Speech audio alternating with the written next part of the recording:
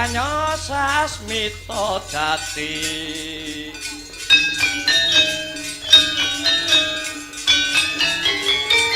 sasmita wansiting dewa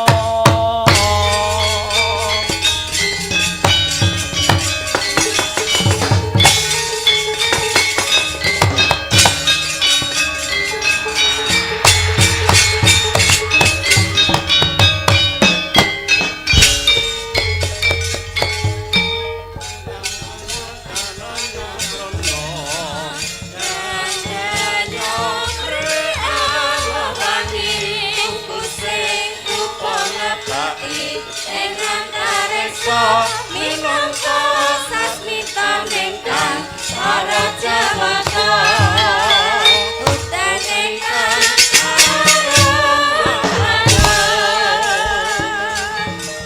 nyata kang dadi pratandha raja kang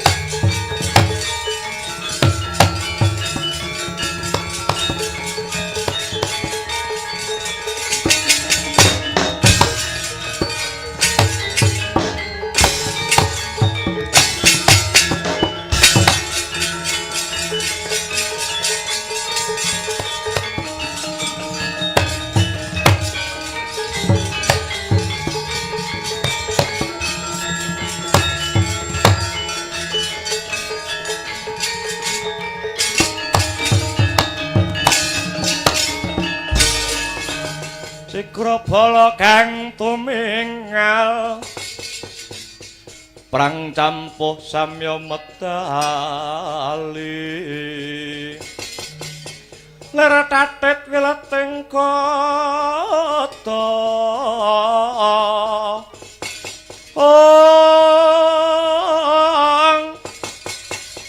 danyangkung manguncang niti benjang sangaji mijil Latinyo ngedale wuwus kutha Surawilaga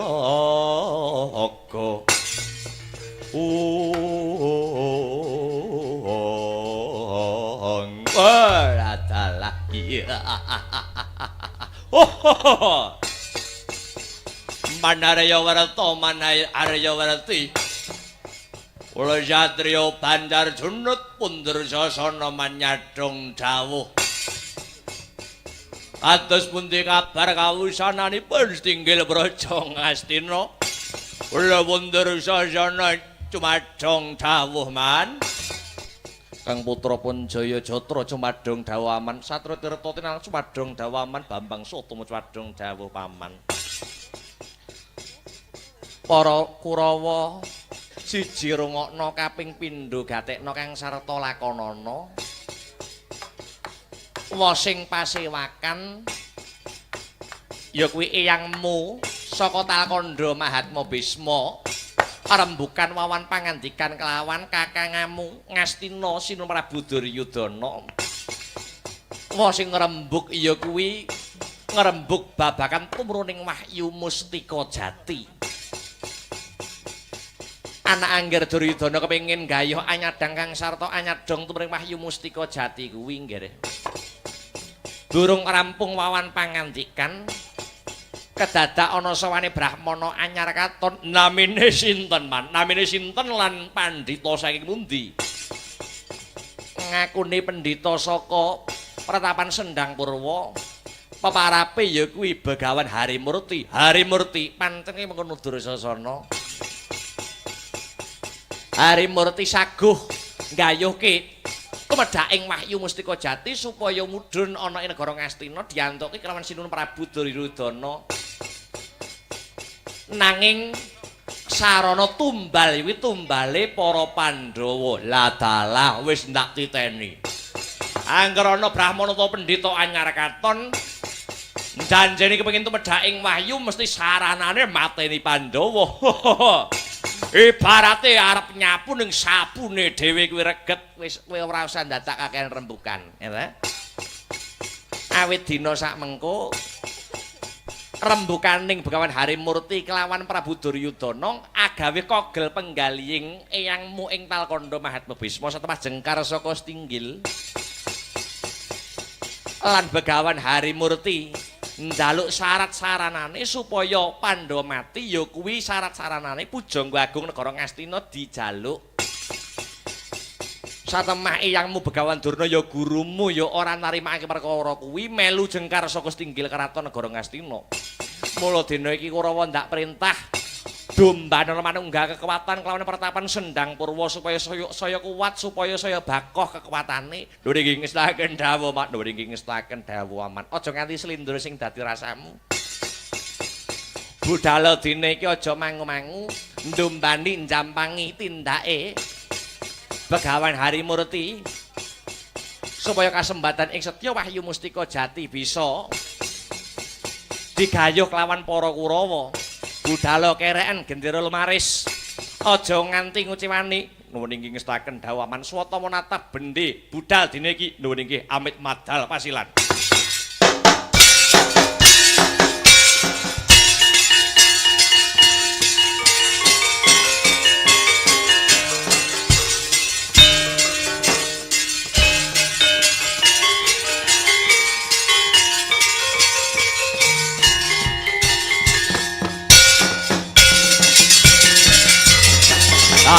La, yo, la. Ayo.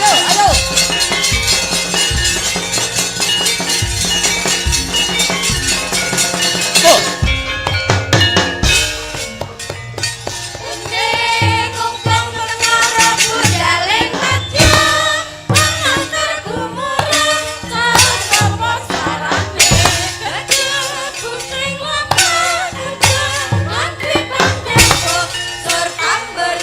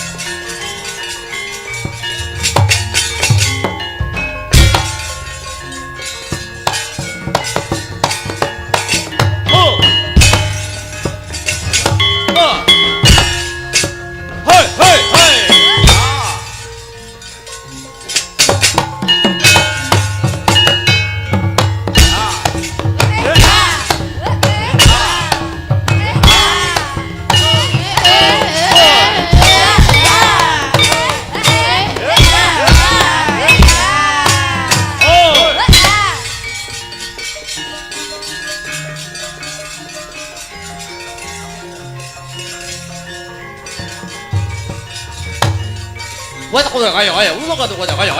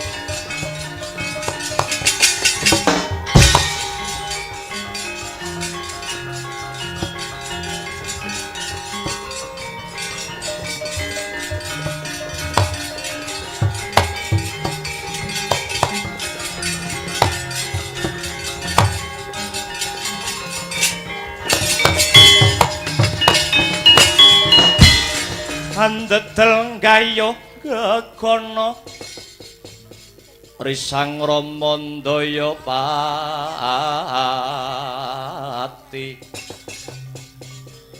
ana yaksa gung cangkrama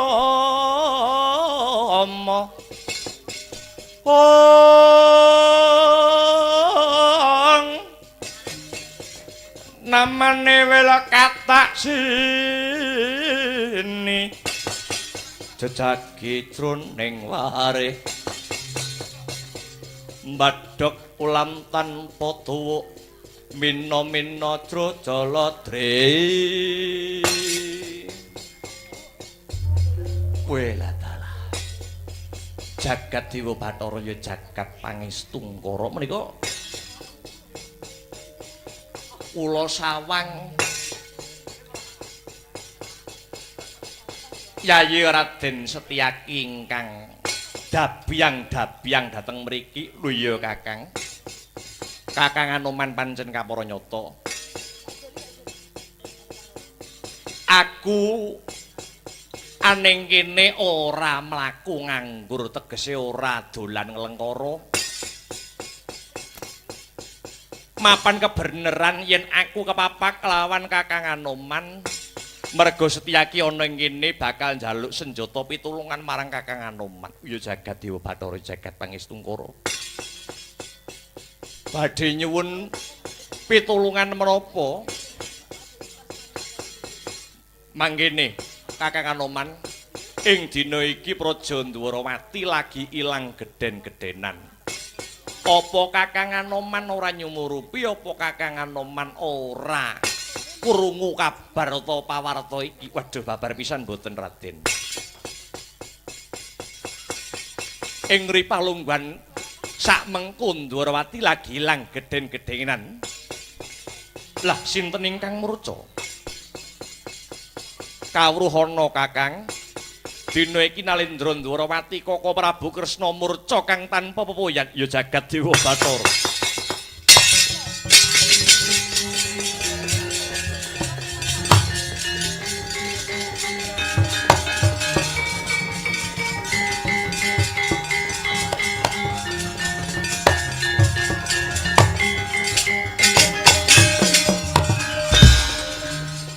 Banjur sapa sing tak sambati, banjur sapa sing tak jaluki colok pepadang ora ana liya kejaba mung Kakang Anoman.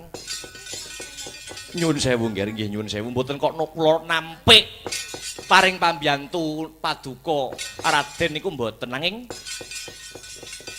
kula menika jejering tiyang sepuh. Nggih. Kula nggih bibar nampi tangisipun Kang putra pun Antarja kalian satriya pringgondane Raden Gatotkaca. Awit ing ripalenggahan sakmangke ingkang murca menika mboten ngemungaken sinuwun Prabu Kresna. Lho. Lah banjur sapa Kakang Anoman? Mugi kawuning ngono. Ingkang murca mboten namung sinuning Ndrawati. Nanging ripalungguhan sakmangke putri Madukara garwanipun Paman Arjuna nuringgihipun Dewi Bratajaya utawi Dewi Sembadra nuringgih murca ingkang tanpa pepoyan jagat Dewa Bathara.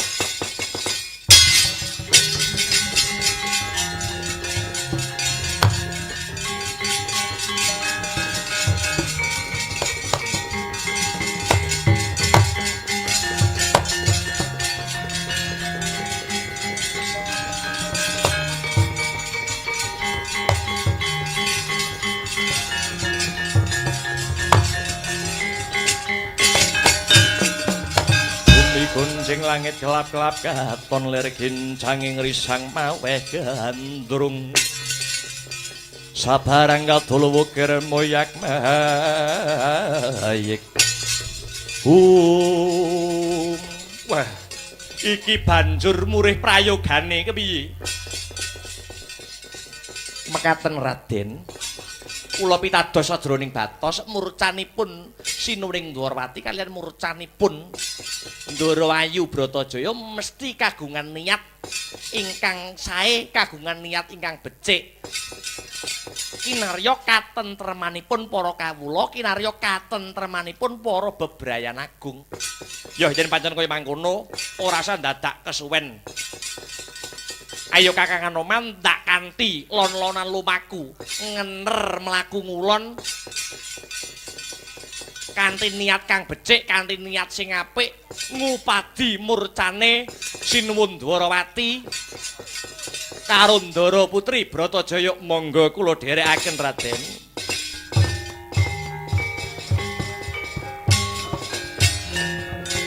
Anoman malumpat sampun kaping miting Nagasari.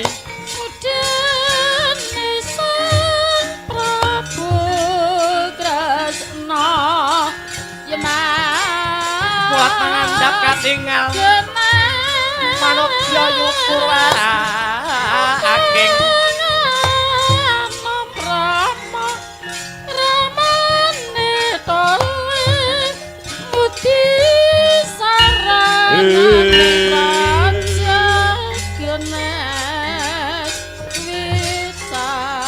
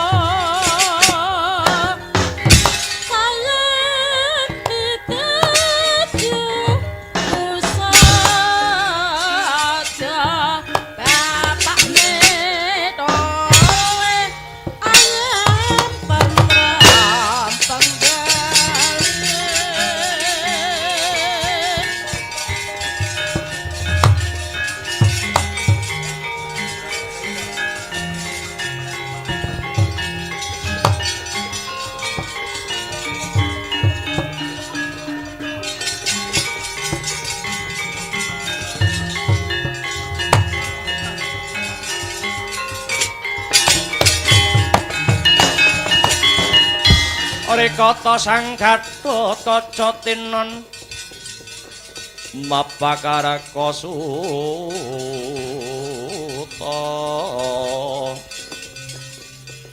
teka pira kresna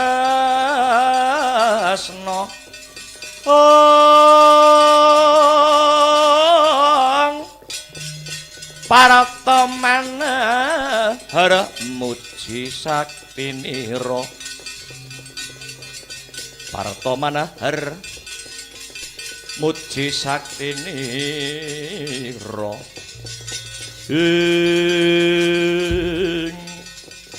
ngaglah ing tenging delanggung risang Gatotkaca nering ciptarsa ngambah dirgantara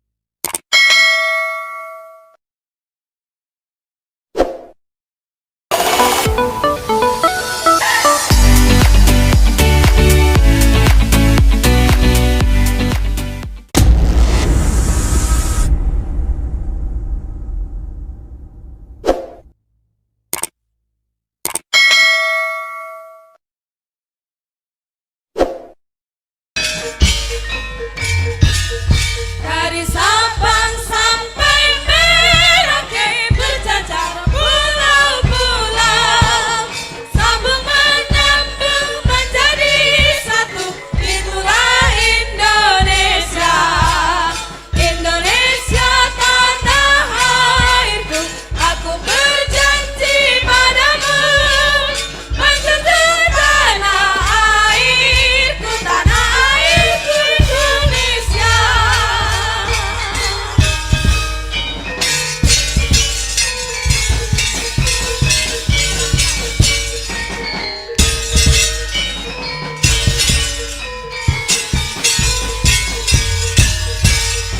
Maju tak gentar membela yang benar maju tak gentar tak kita diserang maju serentak mengusir Tangerang maju serentak tentu kita menang bergerak bergerak serentak serentak menerjang menerjang terjang tak gentar menyerang menyerang majulah majulah menang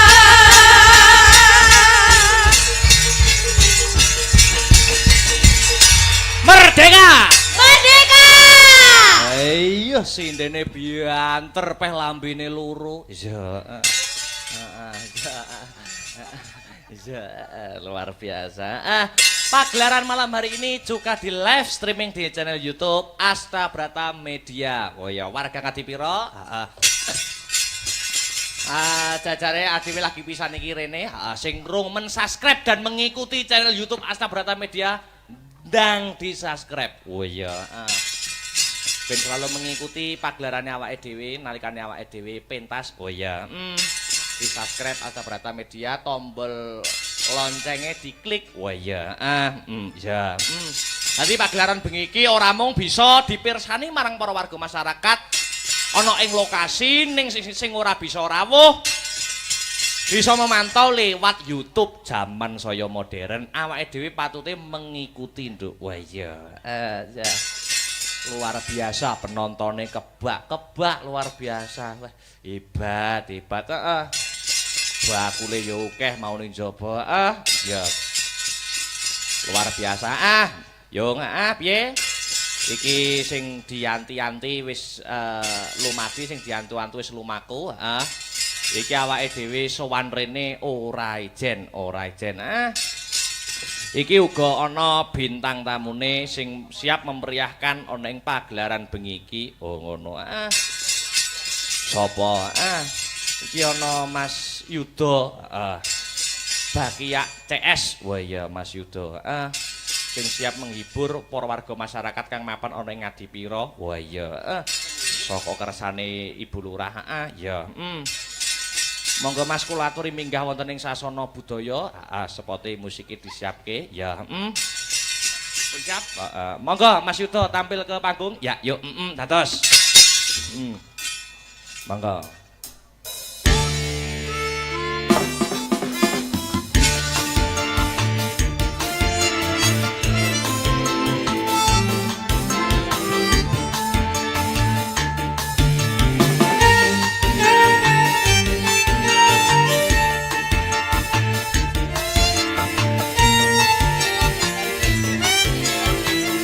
Intro sik Mas, intro terus.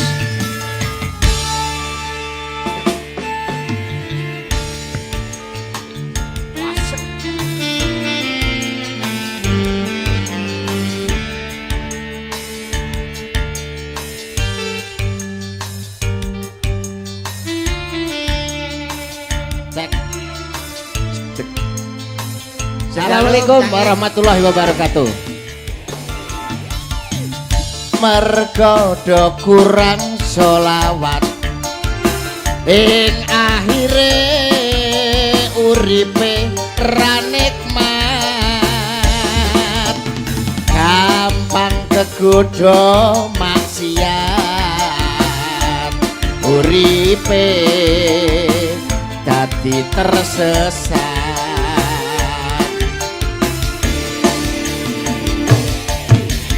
Sing tak jaluk ning kancaku, ayo padha ngakehne selawatmu, supaya tentrem uripku, slamet donya akhiratmu. Masih bersama Asta Brata. Masih bersama dengan Asta Brata. Oke. Bersama dalam kondang yang Nganjuk punya Ki Akbar. Mas Yuda, Mas Andi. Oke.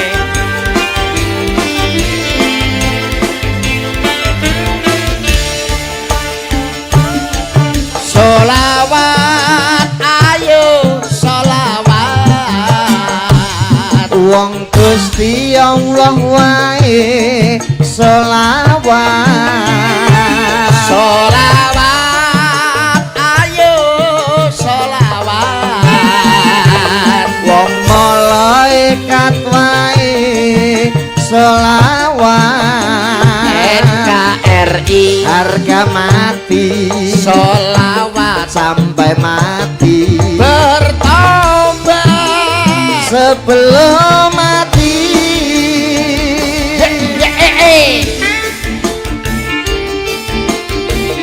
Asik, Asik.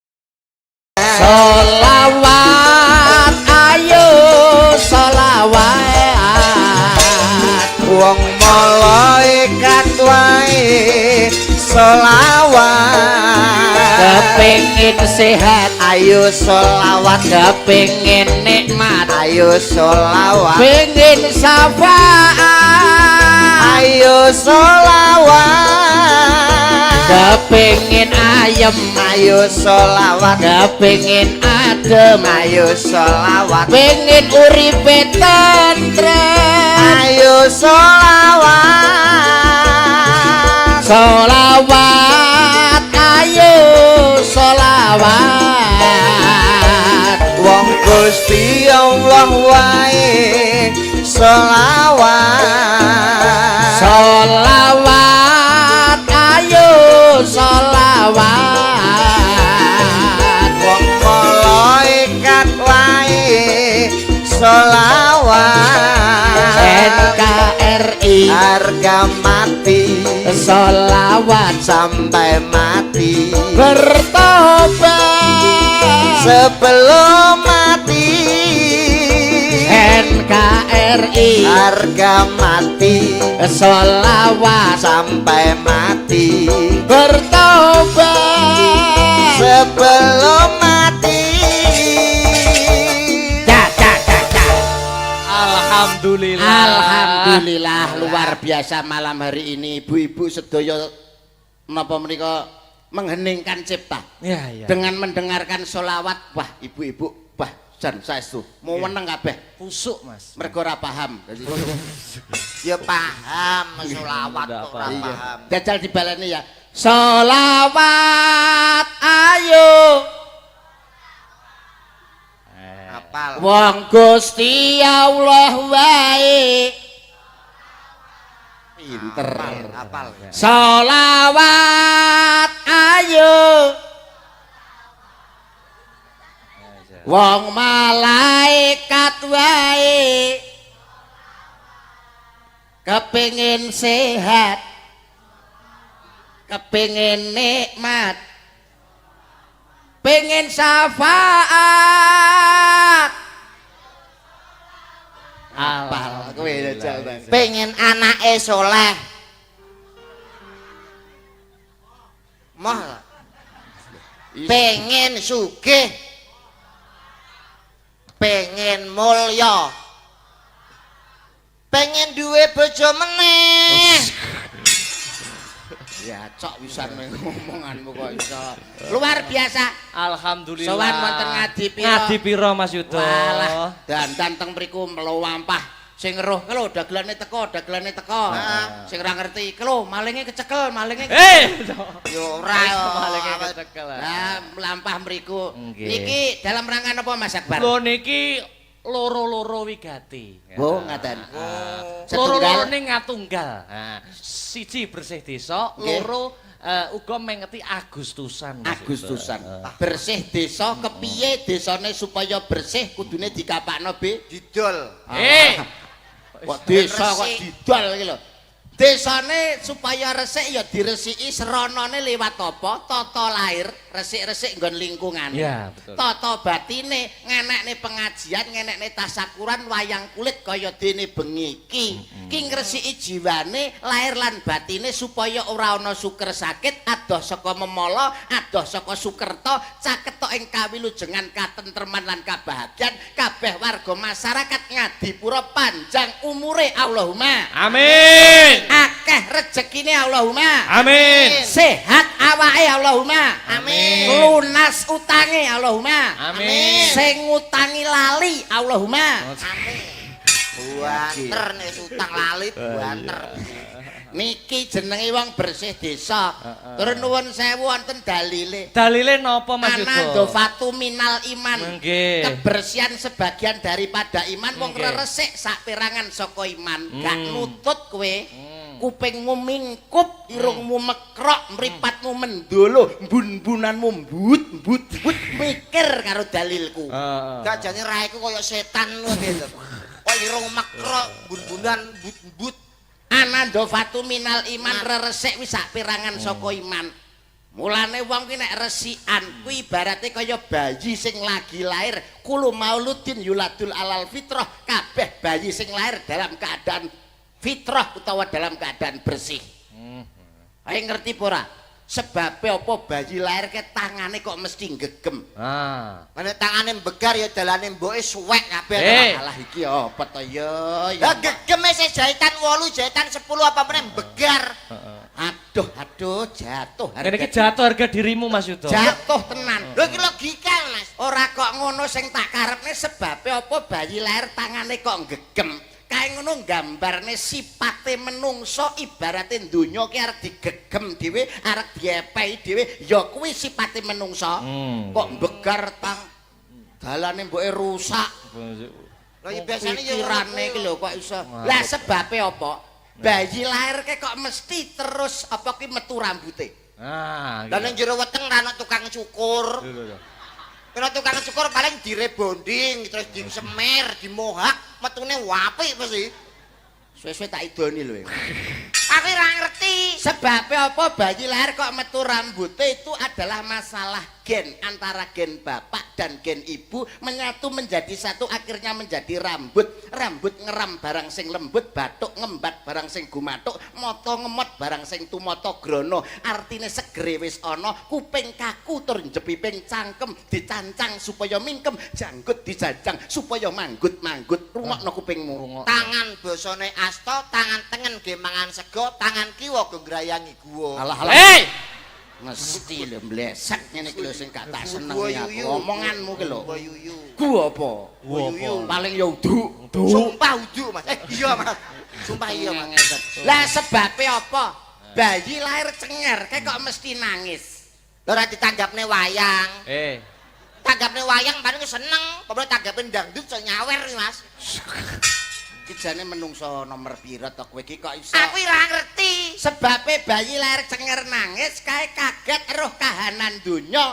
bar saka alam kandungan alam rahim metu ning alam donya kaget oh kaya ngene to donya kaget akhirnya nangis bocah nek ora tau diulang agama ora tau ngaji Mas ala ning KTP lho kalau agamae ditulis tani lho kuwi agama apa profesi KTP agama tani ngenyek wong iki nek tumrap agami suci sing kita rasuk bayi lahir cenger mesti karo pake dicandak kuping tengen diadani kuping kiwa dikomati supaya anake dadi anak sing soleh anung anindita bisa mikul dhuwur mendem jero asmane wong sepuh anakmu mbiyen mbok adani gak lahir cenger ora tak adani mbok kapane tak bawoni berarti begitu lahir tak cukup tek sikep parat murang toto ya mesti diadani wong apa enak bayi mbak tantang gelut iki lho kono ya tak ditakokne ya nek bayi lahir cenger ki diadani kuping tengen dikomati kuping kiwa supaya dadi putra sing soleh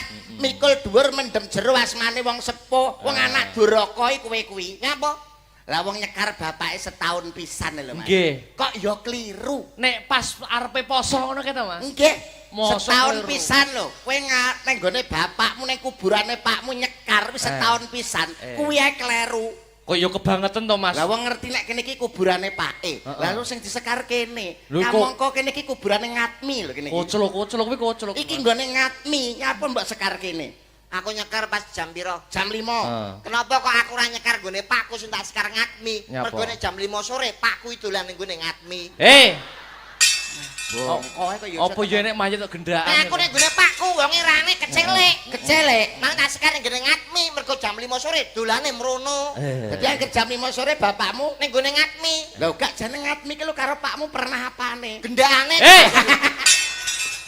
mati barang polahe yo Cek kadungan sakinah mawaddah warahmah ngene lho Mas yo jenenge anak ibarate wong tuwa niku mripat betul anak jempol sikil jempol sikil kesandung metu getihe mripat ki mbrebes mili melu ngrasakne apa sing dirasakne anak selama kowe kuwi jek urip kowe bektiya karo wong tuamu mergane wong tuwa ki sinebut Pangeran Katon Gusti Allah sing nyata ning donya ki wong tuamu lah nek wong tuamu wis ra enek didongakne muga-muga padang dalane jembar kubure nah kuwi anak saleh parane diapura dosa keluputane mergo wong tua meninggal niku anak lanang sing soleh ndongakne mesti sampai mesti kabul mesti tekan kowe ku wong Jawa apa wong Cina Jawa to piye to ki lah ndongane wong mati ra iso Sampeyan ndongane wong mati piye? Yo Robi Firly durmi wali-wali daya warhamku wa kamaro bayani sohiro padang jagate jembar kubure. Lengokno kupingmu. Wis jane ngajimu iki kurang jeru. Lo Akbar salam les bumi nganjuk,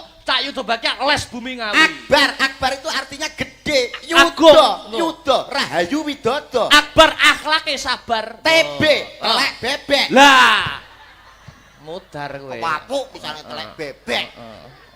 Kabeh ki ndongane wong tuwa nek wis kapundhut ki ya padang dalane jembar kubure. Kuwi wis umum, wis lumrah. Kuwi donga sing kleru, donga nyengsarakne mayit. Lah kok iso? Donga kok padang dalane jembar kubure. Lah kudune Sing bener kuwi petenga dalane ciuta kubure mayite slamet. Astagfirullahaladzim. ya Allah ki lejane melok aliran apa bocah iki? TBIyah. Mengko konangan MUI kowe engko iso sesat kowe. Sesat dan kowe. menyesatkan. Menyesatkan omonganmu. Nyapa kok aku sing sesat? Lah kowe iki kudune kan padang dalane jembar kubure. Mayite sing sora kuwi. Lah kudune Sing bener ku peteng dalane ciut kubure. kok iso? Kowe ndongane apa? Padang dalane. Padang dalane mayit badhe kubur plek jarak 3 langkah tak jiang ngalih malaikat teko. Lah berhubung dalane padang ngerti. Kalau mayit anyar iki. Takone rasa keprok ndase. Der. Mayit mati. Mayit wis mati ya. Iki mati loro, Mas. Oh, satu ya, no, satu loro mosok mati ra ento. Oh iya. Dadi mati ya mayite. Mati. Oh, matek. Matek. Nah, Tapi nek ciut kubure, nek peteng kubure, mayit berarti kubur plek tak jiang ngalih. Malaikat teko. Berhubung dalane peteng, malaikat ra ngerti nek mayit anyar. Ya bingung. Mayit anyar akhire malaikat dolan ning gone buyangan. golek ndas. Anu njabut sing ning kono. Ora kok iso malaikat padane RT-mu ae. Lah nek apa kuwi jembar kubure? Jembar kubure mayit dikubur plek tak jiang ngalih malaikat teko. Timi. Man robuka. Sopo pangeranmu? Diponegoro. Duduk ya, duduk kuwi. Aliran sesat. Kowe ketemu muridnya Samsudin lho. Ditekoki man robuka. Man robuka. Ora iso jawab. Heh. Malaikat nesu. Berhubung gone jembar ngangkat godho. Seret. Unyer-unyer. Weng. Biasa. Mayit matek. Lumang wis mati pindho. Matek telu. Matek. Oh iya. Nek ciut kubure, Ciut kubure. Mayit dikubur plek tak jiang ngalih malaikat teko. Takoni, "Man robuka, sapa pangeranmu?" gak iso jawab. Ora iso jawab. Heeh. Malaikat nesu. Berhubung gone ciut arep ngangkat godho nyantol. Oh iya ya sumpek ya. Ewah. Nyantol akhire mayite dilikitik. Itik-itik sesuk sinau neh, jung sini. Heeh.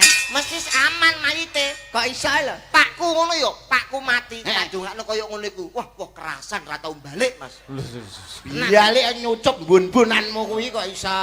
Oh, dongakno kok iso. Dongakno iki mumpung bersih desa, tur bebarengan karo HUT. Ngerti para HUT? Ngerti. Apa? Hut. Lah yo kepanjangane lho. Hut. Mosok ra Jawa lho. Sik. Iki jane sekolah. Sekolah ngek. Iki lho kan iki kemerdekaan RI kuwi kan jenenge HUT. Iya.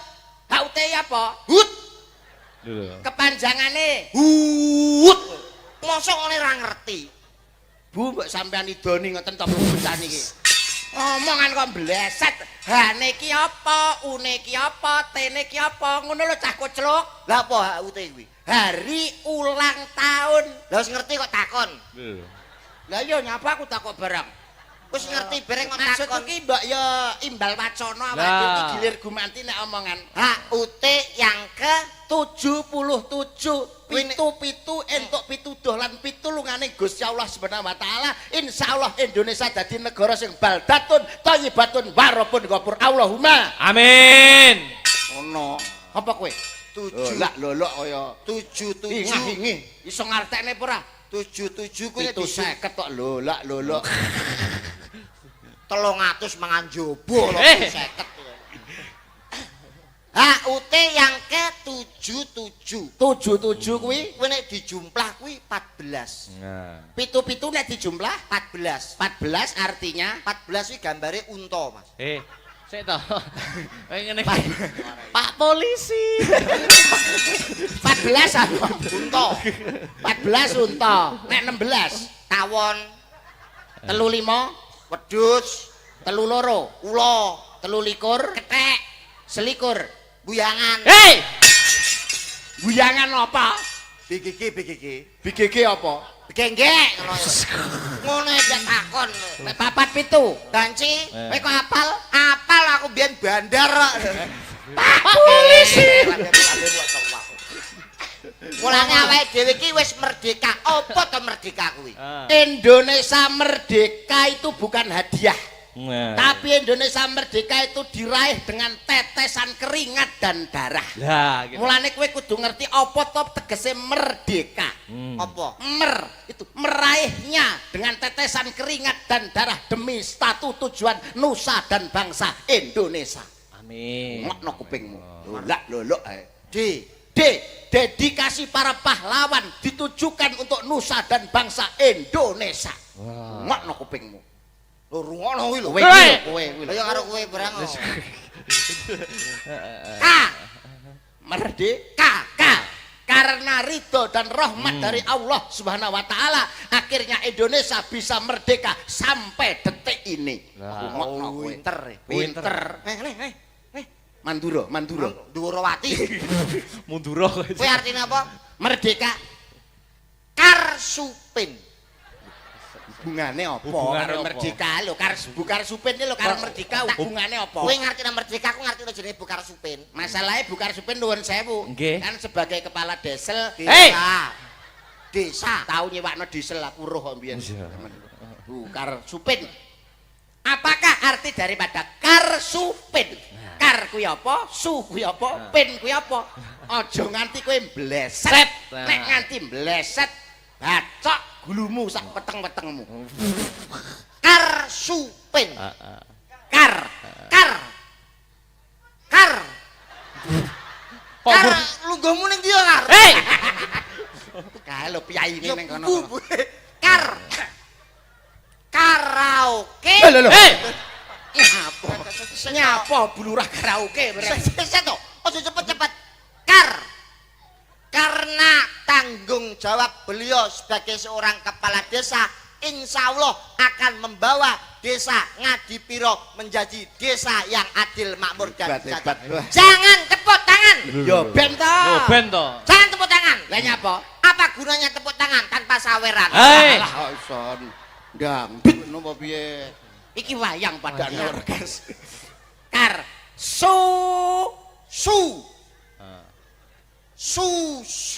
Hei!